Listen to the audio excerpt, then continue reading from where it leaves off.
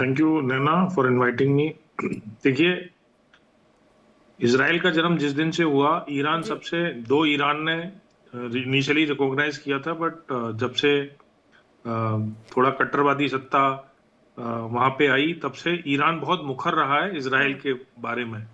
और इसराइल के अगेंस्ट में हमेशा से, चाहे वो हमास हो, हुतीज हो, और जो हिजबुल्ला हो, और ये सब जानते हैं, पूरे वर्ल्ड ओवर सबको पता है कि उनका सपोर्ट कौन करता है। तो इसराइल की एग्जिस्टेंस को ईरान ने कभी स्वीकार नहीं किया, और उनको लगता है कि ये खतरा है, जबकि दोनों के बीच में 2000 किलोमीटर का अंतर है। सरप्राइजिंग, बट सबके अलग अलग पैमाने होते हैं, अब वर्ल्ड लीडर बनने के या मुस्लिम लीडर बनने के या जो भी है। एनीवे, इस पे नहीं जाते, ये थोड़ा सा पास बैकग्राउंड मैंने बताया। आज की डेट में मैं ये बात करता हूं कि अब वो ईरान ये बोल रहा है कि इसराइल सैबोटाज कर रहा है या अमेरिका क्यों प्रेशर डाल रहा है। देखिए, दोनों के अपने अपने रीजन हैं, ईरान के भी, इसराइल के भी, अमेरिका के भी।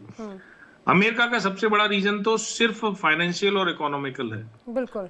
पूरे वर्ल्ड को कंट्रोल कर लिया, ऑयल, वेनेजुला भी कंट्रोल कर लिया, सबको मजबूर कर लिया। अब ईरान बचा है, ईरान के लिए नैरेटिव सेट करना पड़ेगा। इराक के लिए भी किया था, लीबिया के लिए भी किया था, वेनेजुला के लिए भी किया था। तो एक नैरेटिव सेट किया जाएगा।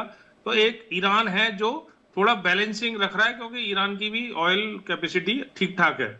और ईरान से इंडिया और चाइना दोनों के अच्छे संबंध है, जिनको वो थोड़ा सा स्क्वीज करने की कोशिश कर रहा है। अच्छा, इस चक्कर में चाइना जो है थोड़ा ज्यादा स्क्वीज हो रहा है इंडिया से, तो चाइना थोड़ा सा खुल के तो नहीं आ रहा, लेकिन बैकग्राउंड सपोर्ट ईरान को अब दे रहा है।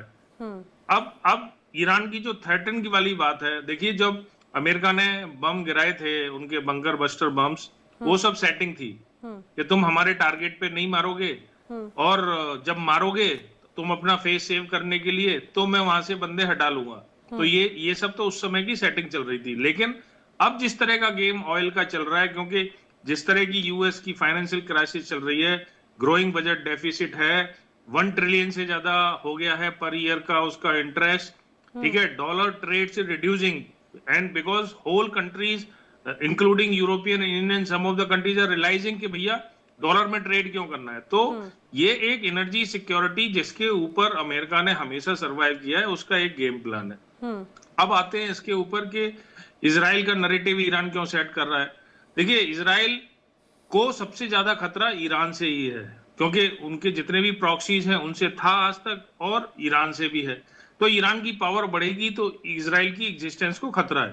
पर देखिए, ये खतरा तो बलूचिस्तान को भी है, पाकिस्तान से बहुत सारे पीओके को भी था। मतलब इस पे नहीं जाते, बात ये करते हैं कि क्या ईरान को राइट है अपने न्यूक्लियर बम बनाने का। ये नैरेटिव है, बम तो नहीं बने मेरे हिसाब से। ये तो चीज, कितना ही यूरेनियम 400 किलो गायब हो गया हो, वो इतनी जल्दी बम नहीं बनते। चाहे बम मार दिया हो, कहीं और पे मारा हो, कुछ भी हो, ठीक है, ये नैरेटिव है। लेकिन क्या उसको न्यूक्लियर बनाना चाहिए? मेरे ओपिनियन में इस समय वर्ल्ड जिस डायरेक्शन में जा रहा है और जिस तरह की सिचुएशन जियोपॉलिटिकली बन रही है, कोई और कंट्री न्यूक्लियर पावर्ड नहीं होना चाहिए। क्योंकि आपने देख लिया, अच्छा, वो ईरान को रोज धमकी देते हैं, आपने सुना है कभी ट्रम्प को नॉर्थ कोरिया को धमकी देते हुए? कभी नहीं, बिल्कुल सही बात है। बैलिस्टिक मिसाइल, न्यूक्लियर पावर्ड, तो इसलिए कोई बनना भी नहीं चाहिए मेरे ओपिनियन में। हो गया जो होना था। लेकिन नहीं, तो इस नैरेटिव की आखिर क्या जरूरत है? अगर ये नैरेटिव, अगर मान लीजिए तपेश चौधरी, अगर ये फेक नैरेटिव भी है, तो इस नैरेटिव की आज के मौजूदा वक्त में क्या आवश्यकता है? किसी को डाउन करने की या मजबूत दिखाने की?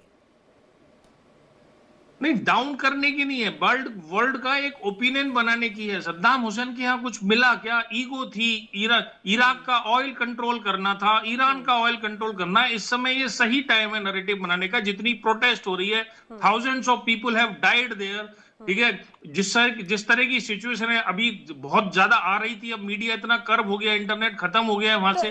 बाहर के कह रहे हैं कि ये डोनाल्ड ट्रंप का ईगो ही है, जो एक ये कहा जाए कि एक नैरेटिव भी क्रिएट करने की कोशिश है, क्योंकि ईरान को वो बहुत लंबे वक्त से अदावत थी, इसराइल की लंबे वक्त से अदावत थी।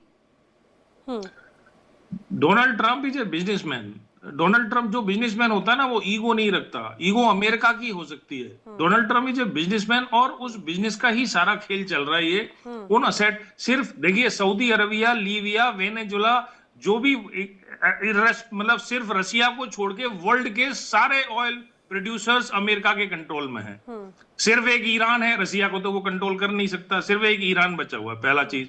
दूसरा चीज, ईरान अगर बैलिस्टिक मिसाइल ऐसा बना लेता है जैसे नॉर्थ कोरिया ने बना लिया, तो वो अमेरिका के लिए खतरा बन सकता है। ईरान, अमेरिका की प्रेजेंस आज भी मिडिल ईस्ट में इतनी ज्यादा है, वो ऑलरेडी खतरे में है। लेकिन क्या ईरान को न्यूक्लियर पावर होना चाहिए? मेरे हिसाब से नहीं होना चाहिए, क्योंकि ये एक नया गेम हो जाएगा। लेकिन क्या वो बैलिस्टिक मिसाइल भी ना बनाए?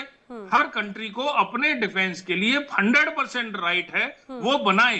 क्योंकि लेकिन अगर ऐसे हर कंट्री क्लैंडस्टाइन नेटवर्क के थ्रू अगर न्यूक्लियर हो जाएगा, फिर तो इस वर्ल्ड का क्या ही हाल होने वाला है। तो इसलिए मेरा मानना यह है कि ये सिर्फ धमकी है, इतना आसान नहीं है। अमेरिका, ईरान के ऊपर प्रेशर टैक्टिक्स है।